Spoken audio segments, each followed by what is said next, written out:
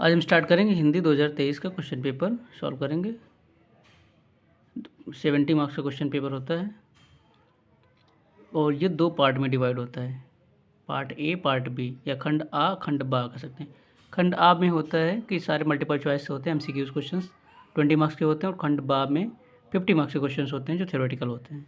Okay, तो number 1 question number 1 से start करते हैं। फर्स्ट क्वेश्चन दिया गया है, शुक्ल युग का नामकरण किस विद्वान के नाम पर किया गया है। फर्स्ट क्वेश्चन है, शुक्ल युग के विद्वान का नाम किस विद्वान के नाम पर करा गया, तो इसका सही जवाब है आचार्य रामचंद्र शुक्ल। नेक्स्ट क्वेश्चन दिया गया, सेवा सदन उपन्यास के लेखक हैं, तो सेवा सदन के लेखक हैं आपके प्रेमचंद्र, तो सही जिसका जवाब है option number C Premchandra. Okay, next question देखते हैं, शुक्ल युग के नाटककार निम्नलिखित में से कौन नहीं है, तो इसमें से नाटककार कौन से नहीं है। शुक्ल युग के क्वेश्चन नंबर 3 सही इसका जवाब है Bharatendra Harishchandra. Okay, next question दिया क्वेश्चन नंबर 4, प्रसिद्ध आत्मकथा क्या भूलूं क्या याद करूं के लेखक हैं, तो इसका सही जवाब है option number A Harivansh Rai Bachchan. Next question number 5, निम्नलिखित में से कौन प्रसिद्ध यात्रा साहित्यकार है, प्रसिद्ध यात्रा साहित्यकार, तो सही जवाब है इसका राहुल शांकृत्यायन, ऑप्शन नंबर सी। इन्होंने लिखा था, एक बुक भी लिखी है जिसका नाम है आधा तो घुमक्कड़, तो इन्होंने यही कहा है कि जो अगर इंसान अपनी लाइफ में घूम नहीं पाए वो समझ लो कुछ नहीं कर पाए, इसलिए कहते हैं ज़िंदगी एक बार मिलती है तो घूमना चाहिए। ये इनका विचार, हम नहीं कह रहे हैं, ठीक है। नेक्स्ट क्वेश्चन नंबर 6 दिया गया है, रीतिकाल के वीर रस के प्रसिद्ध कवि कौन, रीतिकाल के प्रसिद्ध कवि हैं आपके भूषण, ठीक है। नेक्स्ट क्वेश्चन दिया गया है, रामचंद्रिका के रचनाकार हैं, रामचंद्रिका के रचनाकार, क्वेश्चन नंबर सी का ऑप्शन देखिए, ऑप्शन नंबर बी इसका है केशव दास, इसका सही जवाब है केशव दास। एक क्वेश्चन देखिए, प्रिप्रवास किसकी रचना है, प्रिप्रवास रचना है अयोध्या सिंह उपाध्याय हरिऔध, इनका बहुत सब लंबा नाम है, अयोध्या सिंह उपाध्याय हरिऔध। नेक्स्ट क्वेश्चन दिया गया है, राम की शक्ति पूजा के रचनाकार हैं, राम की शक्ति पूजा के रचनाकार हैं, option number A Suryakant Tripathi Nirala, इसका सही जवाब पहला ही क्वेश्चन आंसर है। नेक्स्ट क्वेश्चन नंबर 10 दिया गया है, निम्नलिखित में से कौन प्रगतिवादी युग का कवि नहीं है, तो प्रगतिवादी युग का कवि भारतेंदु हरिश्चंद्र नहीं है, ऑप्शन नंबर डी हो जाएगा इसका। नेक्स्ट क्वेश्चन दिया गया, हास्य रस का स्थायी भाव क्या है, हास्य रस और करोड़स क्लास 10th में है आपके सिलेबस में, तो हास्य रस का मतलब होता है हंसना, ये जिससे हंसने का उत्पत्ति हो, ना किसी व्यक्ति भाव विभाव अनुभव संचारी भाव या किसी की वेशभूषा या किसी की वार्तालाप सुन के जब आपके मन में हंसी उत्पन्न होती है उसी को हास्य रस कहते हैं। नेक्स्ट क्वेश्चन दिया गया है क्वेश्चन नंबर 12, मनो मानो जनु जानो आदि वाचक शब्द किस अलंकार में प्रायः प्रयुक्त होते हैं, बताइए। क्वेश्चन नंबर इसका 12th का है, इसका ऑप्शन सही है उत्प्रेक्षा अलंकार, ऑप्शन नंबर ए आपका है। नेक्स्ट क्वेश्चन दिया गया है, लिखकर लोहित लेख डूब गया दिनमणि अहा व्योम सिंधु सके देख कर तारक बुदबुद दे रहा, उपर्युक्त पंक्तियों में प्रयुक्त छंद है, क्या है छंद, रोला है, दोहा है, बरवे है, शोरठा है, तो इसका सही जवाब है आपका दोहा, इसका है, इसका क्या है दोहा। नेक्स्ट क्वेश्चन दिया गया है क्वेश्चन नंबर 14, उपसर्ग शब्द से नहीं बना है, तो इसमें 4 ऑप्शन आपके दिए गए हैं, दिया गया उपदेश, ऊपर, उपनाम और उपवन, तो ऊपर इसका सही जवाब है बी वाला, नहीं बना है क्योंकि इसमें क्या है ऊ में एक और ऊ लग गया, पाई लग गई है ना, इसलिए उप नहीं बचा है, ऊ हो गया है। ओके, नेक्स्ट क्वेश्चन दिया गया, दैनिक शब्द में किस प्रत्यय का प्रयोग हुआ है, दैनिक, तो आप लोग जानते होंगे दैनिक 2 वर्ड से मिलकर बना है ना दैनिक, तो इसका सही जवाब है निक। नेक्स्ट क्वेश्चन, त्रिवेणी में कौन सा समास है, त्रिवेणी मतलब क्या है, ये नंबर बता रहा है, त्रि का मतलब होता है 3 और वेणी का मतलब होता है मिलान, जहाँ 3 चीज़ें आपस में मिलती हूँ। क्वेश्चन नंबर 17th निम्नलिखित में से गंगा का पर्यायवाची नहीं है, तो गंगा का पर्यायवाची देव नदी नहीं है। नेक्स्ट क्वेश्चन दिया गया है 18th इत्यादि का संधि विच्छेद क्या है, वो भी सही बताना है। समझा? इति धन आदि, तो इसका सही जवाब हो गया आदि, करेगा सबकी बर्बादी। Okay, next question number 19th फल शब्द का तृतीया विभक्ति बहुवचन रूप है। तृतीया विभक्ति और बहुवचन है ना, बहुवचन, एक वचन, द्विवचन, बहुवचन, तो इसका सही जवाब है फलय।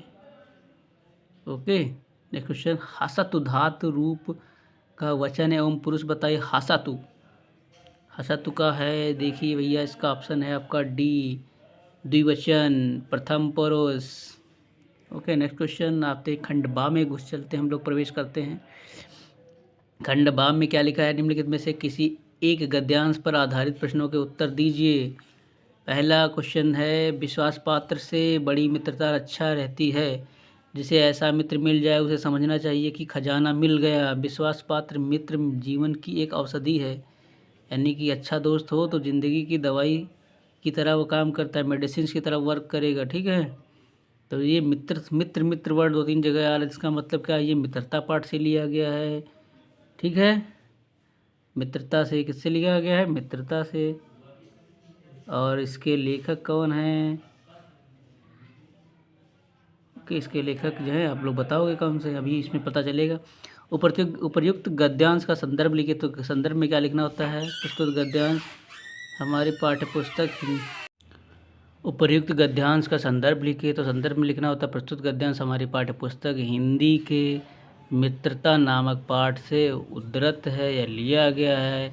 इसके लेखक आचार्य रामचंद्र शुक्ल जी हैं। ओके, नेक्स्ट क्वेश्चन दिया गया है गद्यांश के रेखांकित अंश की व्याख्या कीजिए। तो रेखांकित अंश का मतलब होता है जो वर्ड अंडरलाइन दिखाया गया यहाँ से विश्वास पात्र से लगा के औषधि तक, इसी वर्ड को आपको व्याख्या में लिखना। व्याख्या का मतलब होता है जैसे मूवी का ट्रेलर दिया होता है ना, उसको एक्सप्लेन करना पूरा, उसी तरह से आपको इसको भी करना है। क्वेश्चन नंबर 3 दिया गया है लेखक ने विश्वास पात्र मित्र को तुलना किससे की और क्यों की है। तो इसका मतलब है विश्वास पात्र का मतलब बताया है इन्होंने कि उसकी तुलना औषधि से की है, दवाई से की है, मेडिसिन की है। इसी तरह मेडिसिन, जब हम बीमार हो जाते हैं तो मेडिसिन वर्क करती है, उसी तरह जब मुसीबत में पड़ते हैं तो हमारे दोस्त काम आते हैं। नेक्स्ट क्वेश्चन दिया गया अथवा वाला। दूसरी बात, तो इस संबंध से विचारणीय है क्या संस्कृति अथवा सामूहिक चेतना ही हमारे देश का प्राण है। तो ये संस्कृति वाले चैप्टर से लिया गया है। ठीक है, जो आप दो में से एक ही कोई क्वेश्चन करना है। ओके, नेक्स्ट क्वेश्चन दिया गया है, अब ये वाला क्वेश्चन नंबर 2 में आ गए हम लोग। ये क्या है, निम्नलिखित में से किसी एक पद्यांश पर आधारित सभी प्रश्नों के उत्तर दीजिए।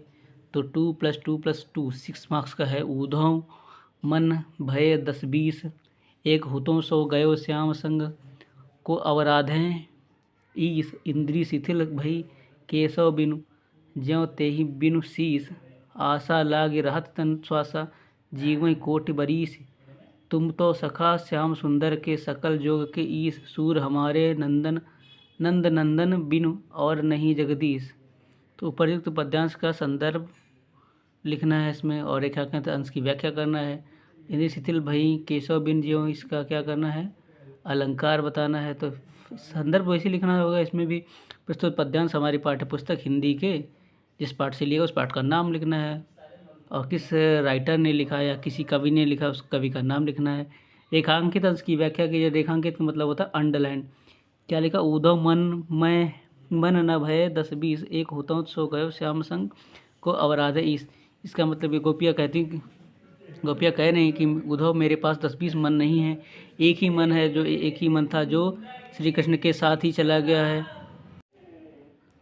ओके, ये क्वेश्चन देख लीजिए, इसी तरह से सारे क्वेश्चन में करना, एक ही क्वेश्चन करना। अथवा दिया गया यही करिए, तो ये करिए विश्वत रेखा कावासी जो गीत नहीं व्यापा, तो आपको एक ही क्वेश्चन करना है। फिर क्वेश्चन नंबर 3 में आते हैं हम। निम्नलिखित में से किसी एक संस्कृत गद्यांश का संदर्भ सहित हिंदी में अनुवाद कीजिए। तो इसमें लिखा है वाराणसी सुविख्यात प्राचीन नगरी। वाराणसी एक सुविख्यात प्राचीन नगरी है एवं विमल सलिलता रंगायम कुले सथा। तो इसको हिंदी में कन्वर्ट करके लिखना है। अगर ये नहीं लिख पा रहे हो तो आपको नीचे वाला दिया गया है इसको लिखना है, ठीक है। एक ही क्वेश्चन करना है, उसका इसका संदर्भ भी लिखना। संदर्भ में इसमें केवल चैप्टर का नाम डाला जाता है, राइटर का नाम नहीं लिखा होता है। प्रस्तुत इसमें क्या होगा, प्रस्तुत पंक्तियाँ या प्रस्तुत खंड हमारे संस्कृत हिंदी के संस्कृत भाषा वाराणसी नामक पाठ से लिया गया अवतरित है। बस यही लिखना इसमें है। नेक्स्ट क्वेश्चन दिया गया है क्वेश्चन नंबर 4 में, निम्नलिखित में से किसी एक संस्कृत पद्यांश का संदर्भ सहित हिंदी में अनुवाद कीजिए। हिंदी में मतलब अनुवाद करना है, इसका ट्रांसलेशन इसको भी करना है। संस्कृत में भी बताना है। तो चैप्टर का नाम पहले अब पता होना चाहिए, आधा तो घुमक्कड़ का है लग रहा है मुझे है। तो इसमें लिखना है प्रस्तुत श्लोक हमारी पाठ्यपुस्तक हिंदी के संस्कृत खंड काव्य के आधा तो घुमक्कड़ नामक पाठ से लिया गया। जो भी है चैप्टर का नाम, उसका नाम डाल के आपको अवतरित है। फिर अब तो दूरगामी चा साक्षर होना चा पंडित, दूर तक जाता है, साक्षर है, बिना पैरों वाला है, साक्षर है लेकिन पंडित नहीं। अमुखा मतलब बिना मुख वाला है। स्फुट वक्ता मतलब फिर भी क्लियर बोल लेता है, जो जानता है वही पंडित है। तो इसका ये हिंदी अनुवाद होगा, ठीक है। और अगर वो नहीं कर पा रहे तो ये लिख लीजिए आप, मानमित्वा प्रियभवत्, क्रोधमित्वा नाशोचत, काममित्वा अर्थवान भवत्, शोभमित्वा सुखी भाग भवेत्। तो इसमें क्वेश्चन नहीं करना है, हिंदी में अनुवाद करके उसका संदर्भ लिखना है। अगला क्वेश्चन दिया है क्वेश्चन नंबर 5। इसमें देखा है अपने पठित खंड काव्य के आधार पर निम्नलिखित प्रश्नों में से किसी एक प्रश्न का उत्तर दीजिए। तो इसमें से दिए गए हर जिले डिस्ट्रिक्ट का अलग होता है। मुक्तिदूत खंड काव्य के आधार पर गांधी जी का चरित्र चित्रण कीजिए, है ना। इस तरह से बहुत सारे क्वेश्चन दिए गए हैं, लेकिन आपको इसमें से करना कौन सा है, आपको क्वेश्चन नंबर यहाँ वाला करना है। यहाँ का फर्स्ट या सेकंड, दो में से एक करना है। जय सुभाष खंड काव्य के आधार पर उनके नायक का चरित्र चित्रण कीजिए। अगर ये नहीं आ रहा तो दूसरा वाला जय सुभाष खंड काव्य के तृतीय सर्ग का कथानायक संक्षेप में लिखिए। अगर आपको कुछ नहीं पता इसमें तो कम से कम सुभाष चंद्र बोस के बारे में उनका बेसिक डिटेल्स आपको पता होना चाहिए। उनका नाम क्या, पूरा नाम क्या, उनका जन्म कब हुआ था और कहाँ के रहने वाले थे, उन्होंने क्या क्या करा, एजुकेशन कौन से, उन्होंने स्लोगन कौन सा दिए, तुम मुझे खून दो मैं तुम्हें हैजा दे दूँगा, उनकी डेथ कैसे हो गई, है ना। ये सब सारी चीज़ें आपको इसी में लिखना होगा। नेक्स्ट क्वेश्चन में चलते हैं, हम देखते हैं। नेक्स्ट क्वेश्चन दिया गया है, दिए गए लेखकों में से किसी एक का जीवन परिचय देते हुए उनकी एक प्रमुख रचना लिखिए। तो इसमें 3 दिए गए हैं। क्वेश्चन नंबर 6 में खंड का वाला 3 दिए, आचार्य शुक्ल और जयशंकर प्रसाद, डॉक्टर राजेंद्र प्रसाद। तो इसमें से किसी एक लेखक का नाम जीवन परिचय लिखिए। उसकी दो रचनाएं तो आप लिखिए, इसमें एक लिखा, लेकिन आप कम से कम 2 या 3 आपको याद करके जाओगे तब एक लिख पाओगे वहाँ, ठीक है। इनमें से कोई एक करना। उसके बाद खंड खा में दिया गया है, इसमें भी 3 दिए गए हैं ना, महादेवी वर्मा, बिहारी लाल और सूरदास जी का। इनमें से एक एक रचनाएं आपको लिखना होगा एग्ज़ाम में। क्वेश्चन नंबर 7 में लिखा है, अपनी पाठ्य पुस्तक में से कंठस्थ कोई एक श्लोक लिखिए जो इस प्रश्न पत्र में ना आया हो। एक क्वेश्चन इस पेपर में जो ना आया वो श्लोक आपको लिखना है, वो 2 मार्क्स का होता है, ठीक है। उसके बाद क्वेश्चन नंबर दिए गए, क्वेश्चन नंबर 8 में चलते हैं हम लोग। इसमें लिखा है, निम्नलिखित में से किन्हीं 2 प्रश्नों के उत्तर संस्कृत में लिखिए। तो संस्कृत में उत्तर लिखना है, कुत्र मरणम मंगलम भवति। तो इसमें लिखना होगा, काशी मरणम मंगलम भवति। काशी में जो लोग मरते हैं उनको उनका मंगल होता है। काशी मतलब वाराणसी, वाराणसी का पूरा नाम काशी है। पूर्व राजा केन सह युद्धम अकरोत। पूर्व राजा केन किसके से युद्ध करता था। तो इसमें से आपको केवल 2 ही क्वेश्चन दिए के आंसर देना है। तीसरा क्वेश्चन दिया गया, ज्ञानम कुत्र संभवत। तो ज्ञानम सर्वत्र संभवत, ज्ञान हर जगह मिलता है। ओके, सब हमको कहीं नहीं करना, तो 2 करना, तो 2 ही, जैसे फर्स्ट वाला कर लिया और थर्ड वाला कर लिया। ओके, नेक्स्ट क्वेश्चन देखते हैं। निम्नलिखित में से किसी एक विषय पर निबंध लिखिए। तो एक विषय पर निबंध लिखना है, विज्ञान वरदान या अभिशाप। तो विज्ञान के बारे में आपको लिखना है, विज्ञान में वरदान भी, उससे क्या क्या फ़ायदे हैं और उससे क्या क्या नुकसान हो रहे हैं, फ्यूचर में होने वाले हैं, वो भी आपको बताना है। बहुत अच्छा टॉपिक है विज्ञान वरदान। और दूसरा दिया है बेरोजगारी की समस्या और समाधान। बेरोजगार समय दुनिया ज़्यादातर लोग इंडिया में तो सबसे ज़्यादा हैं। जल है तो कल है, सारे टॉपिक्स आसान है, आप जो चाहें वो कर सकते हैं। इसके अलावा एक टॉपिक्स में नहीं आया है, उम्मीद करते हैं हो सकता है 2025 एग्ज़ाम में आए, उसका नाम है पर्यावरण प्रदूषण, जो कि बहुत खतरनाक है। उसको आप जो अच्छे से एक बार ज़रूर देख लीजिएगा, पर्यावरण प्रदूषण। Okay, thank you.